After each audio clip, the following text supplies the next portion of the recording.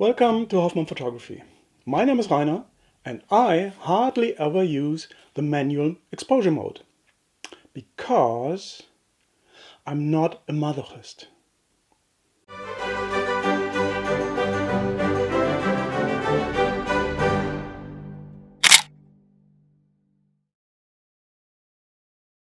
Many amateur photographers, and I've met a lot in my photography classes, believe that professional photographers always use the manual exposure mode.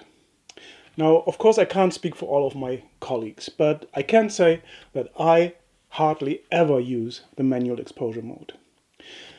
Mind you, there are situations where the manual exposure mode is convenient, and there are situations where the manual exposure mode is absolutely necessary. More on that later. I'm mostly shooting outdoor subjects, landscapes, architecture, details, what have you. And shooting outdoors usually means you have to deal with changing lighting conditions.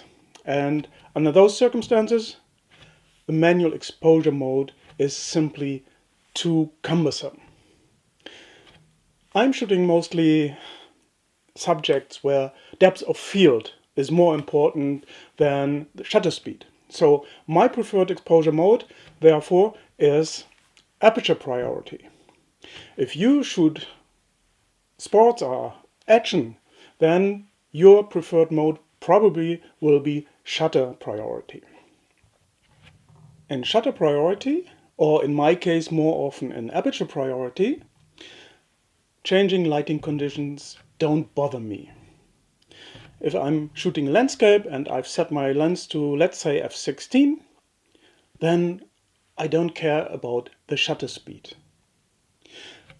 My camera is on a tripod, probably at least, and then the shutter speed is completely unimportant because in general a landscape won't move. If I'm shooting handheld, of course, I have to watch the shutter speed to make sure that I don't have camera shake. In both cases, if I don't like the exposure, I always have exposure compensation. No need for manual mode.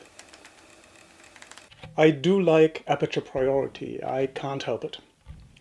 But, as I've said, there are situations when the manual exposure mode is convenient or even downright necessary.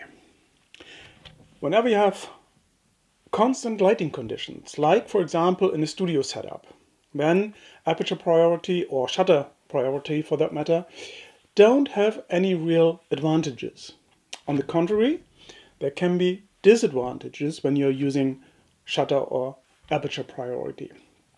If you zoom in or out, for example, or if you change the framing of your image a bit, then the exposure of the images can be different, despite the fact that the lighting setup hasn't changed. So in those cases, manual exposure mode is the way to go. And if you use one of those big studio flash units, or more than one big studio flash unit, you have to use the manual exposure mode. The reason is quite simple. These flash units, these big flash units, studio flash units, don't communicate with your camera. So the camera doesn't know that during the exposure there will be a flash. Or maybe if you use 2 or 3 or 4 flash units, there will be 3 or 4 flashes.